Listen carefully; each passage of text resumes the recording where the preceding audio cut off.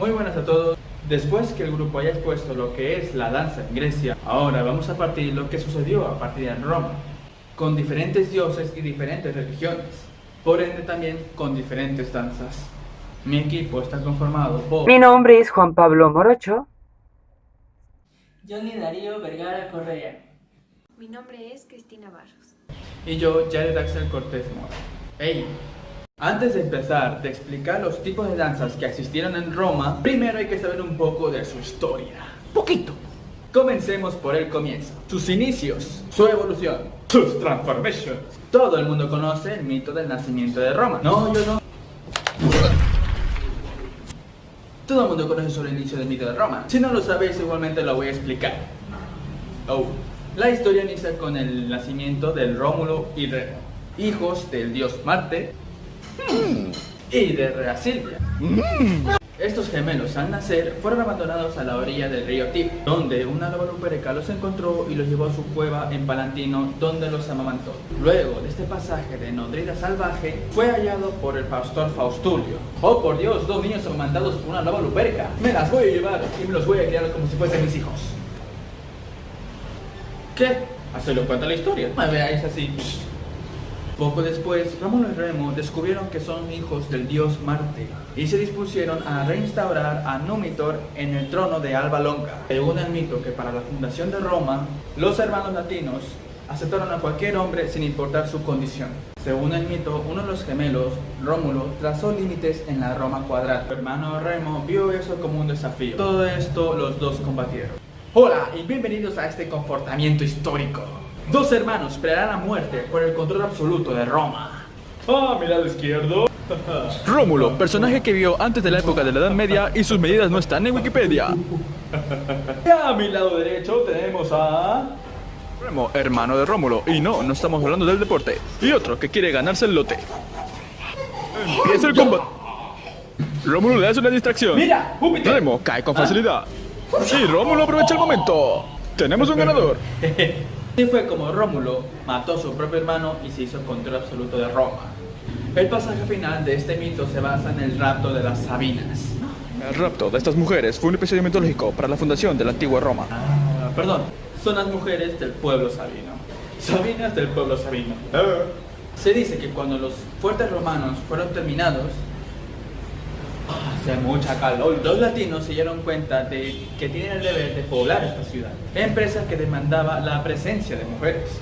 De este modo se preparó un gran banquete para los sabinos. Los invitados de este banquete se embriagaron tanto que fueron despojados de sus mujeres. Siento que me olvido de algo. O alguien que juró amor eterno. Alguien que me acompañaría el resto de mis días. No me acuerdo.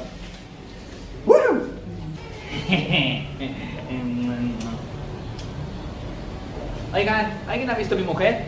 De esta manera dio una guerra entre sabinos y latinos. Pero la guerra no cesó hasta que las sabinas evitaron esta batalla entre latinos y sabinos. ¡Alto! Algo así. Pero oigan, detuvieron a las tribus combatientes y les hizo recapacitar sobre la unidad que existían al esposarse con romanos. Y de esta manera da inicio a la antigua Roma. Ahora vamos a ver qué tribus o nacionalidades conformaron Roma y de qué manera se volvió un imperio. Síganme. Ay, he sido yo mismo, chicos.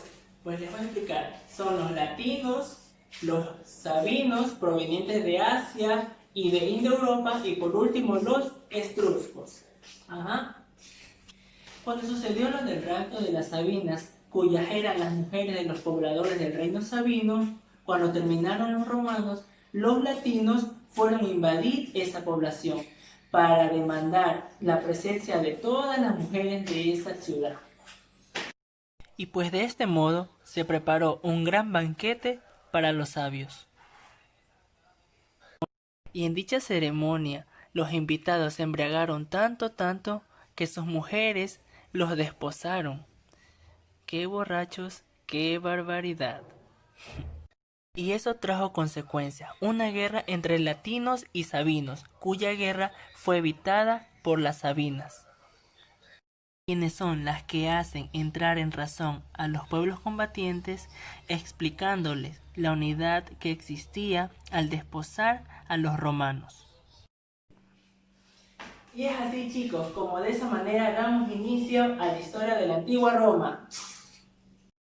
Una vez visto ya todo cómo fue el inicio de este gran imperio, nos va a tocar ver su estructura sociopolítica. ¿Cómo está organizado el Imperio Romano?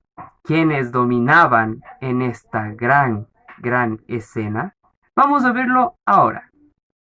El Imperio Romano básicamente sufría algo que hasta en la actualidad pasa: la desigualdad. Ya saben, donde el rico es más rico y el pobre es más pobre. Y estos se dividían en 5 clases sociales, las cuales son las siguientes. Las cuales eran los patricios, los plebeyos, los clientes, los esclavos, y el primero, el que está en la punta de una pirámide, que les voy a dejar la fotito a continuación.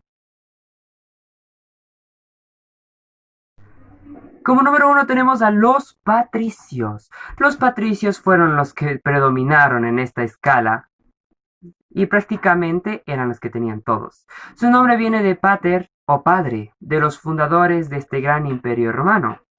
Curioso, ¿no?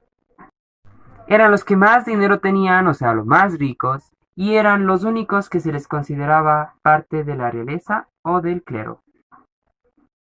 Estos mismos tenían varios beneficios y también tenían mucho, pero mucho favoritismo.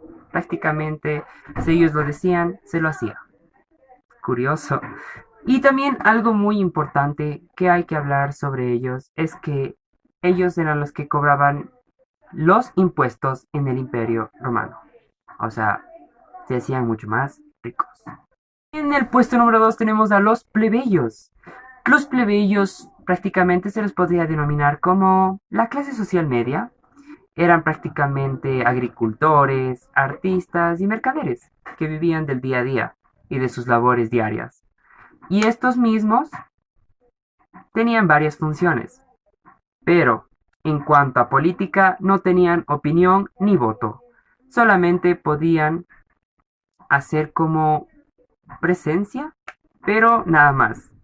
Incluso si es que ellos podían tener voto para escoger a un rey, no los hacían en cuenta, no los tomaban en apreciación. Los únicos que podían votar y se les hacía caso eran a los más altos mandos. En tercero tenemos a los clientes. Prácticamente se los denominó así porque vivían de las personas de alto mando. No tenían su economía propia, así que les tocaba vivir de ellos. Prácticamente eran como los criados de los altos mandos, por decirlo así. Y como cuarto punto tenemos a los esclavos. Sí, a la parte social más marginada de todos. Prácticamente el Imperio Romano vivía de esto, del esclavismo. Curiosamente, cuando iban a las guerras, a las personas que eran de otros lados, las capturaban y las formaban parte de este nombre tan irrelevante como el esclavo o el esclavismo. Estos eran tratados a su antojo, no tenían derechos, no tenían ni voz, solo eran unos viles sirvientes y maltratados como nunca hubiesen imaginado.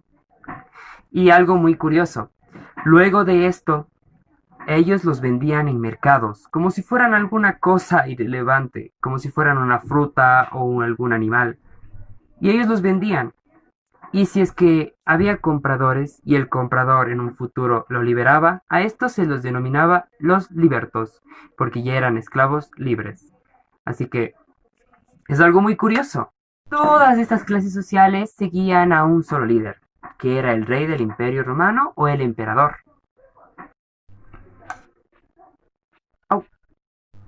Lo siento.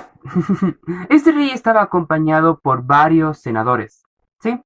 Que eran precisamente escogidos de los patricios. Nadie más podía ser parte de los senadores, porque los patricios eran los únicos que pertenecían a la nobleza. Así que esto es algo muy curioso. Pero bueno, espero que vamos viendo más de aprender. Continuamos con los 12 dioses romanos. Los dioses romanos eran divinidades adoradas por la cultura romana antes de que se impusiera la religión judeocristiana. Comenzamos con Júpiter, que representa al cielo, la luz y a los fenómenos atmosféricos. Este era invocado en momentos difíciles por gobernantes de Roma. Juno, diosa del matrimonio y de la maternidad. Vulcano, dios del fuego, era invocado por artesanos y trabajadores de hornos y metales. Diana, diosa de la luna, asociada con los animales salvajes, los cazadores y la fertilidad. Febo, dios de la belleza, las artes plásticas y la música. Este era invocado por los músicos para obtener buenas oportunidades de trabajo. Minerva, diosa de la sabiduría, era invocada por sacerdotes y filósofos. Venus, diosa del amor y la belleza, era invocada para recuperar o encontrar el amor. Plutón, dios de la tierra y de las cosechas, estaba vinculado con el inframundo.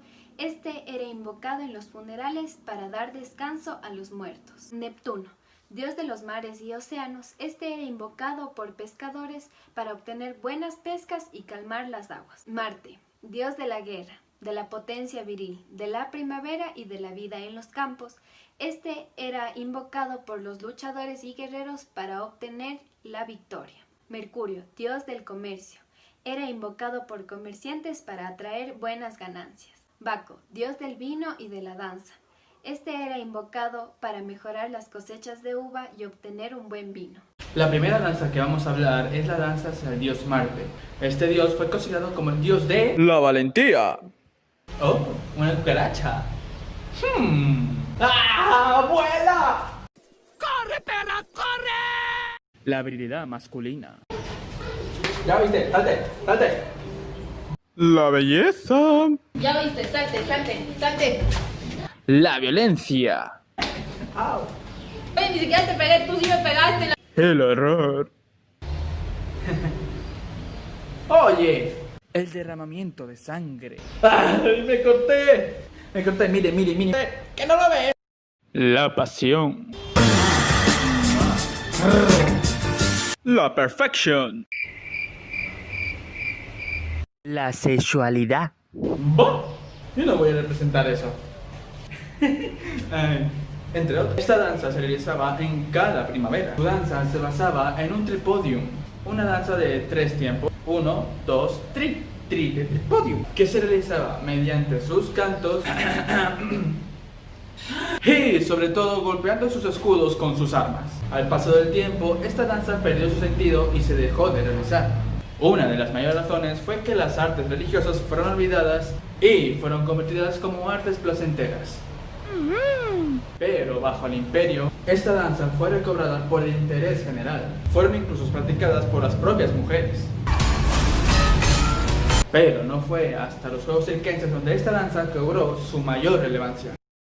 Ahora vamos a ver las danzas hacia el dios Dioniso. Salud, hermano.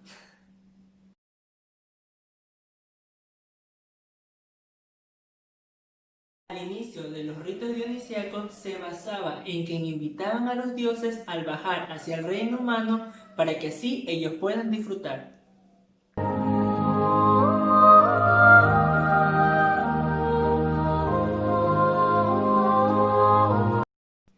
Pues bien, ya con los dioses instalados, esto tenía una iniciación con un coro de 50 hombres, ya sean adultos o niños. La danza inició como enajenación y locura, realizada por los Ménades, cuando perseguían la caza menor en los bosques. Las danzas eran mujeres desnudas brindándosele al dios Dioniso, con naturaleza del exorcismo. El público asistía con una corona que era hecha de vegetales.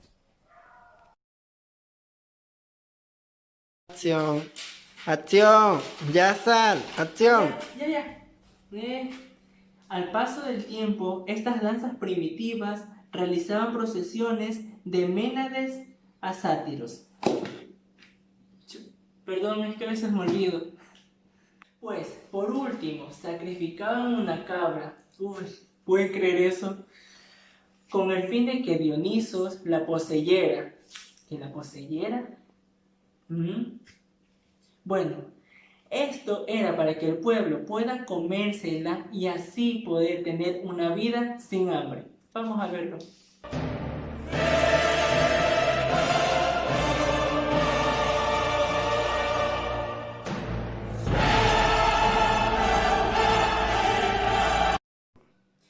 Y es así como terminaban las fiestas dionisíacas, dios del vino.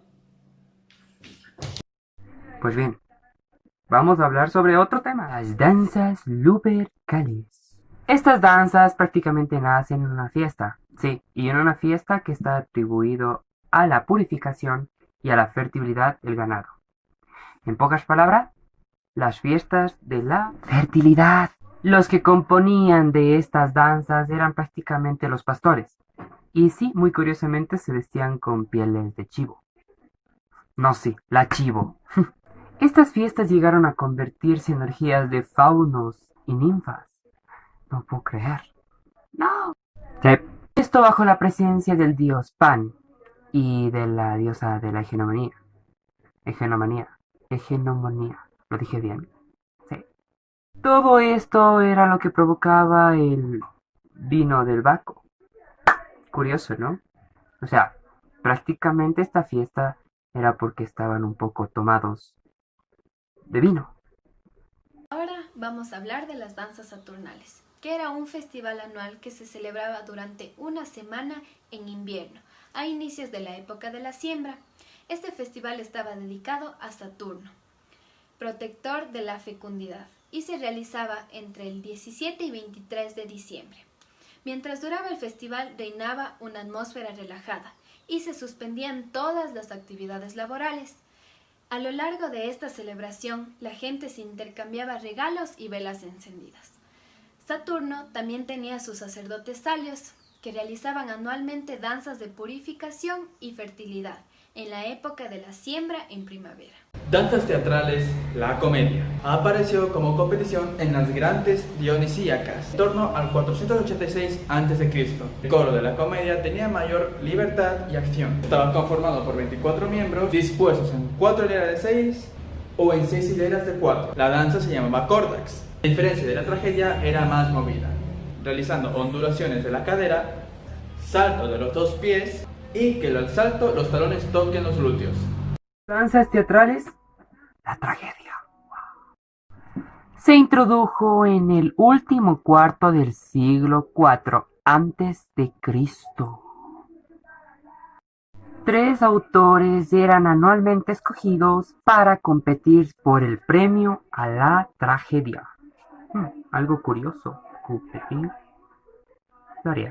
Estos cantaban, bailaban y actuaban 3 o 4 veces, y todo relacionado a la ópera. O sea, más o menos desde antes en Roma ya había ópera, y entonces ellos lo que hacían es tomar esto y competir por un premio a la tragedia. Danzas teatrales, la pantomima. Inició en el mundo griego como el teatro mimado. Su éxito fue debido a la insuficiencia acústica de los anfiteatros colosales, la presencia de un público políglota, la época del imperio que no comprendía el diálogo latino. Usa temas de las vidas cotidianas y estaba integrado por pequeñas escenas bufonescas acompañadas del canto. Luego se empleó el uso de máscaras y vestuario teatral, cuyos temas versan sobre temas cómicos y serios.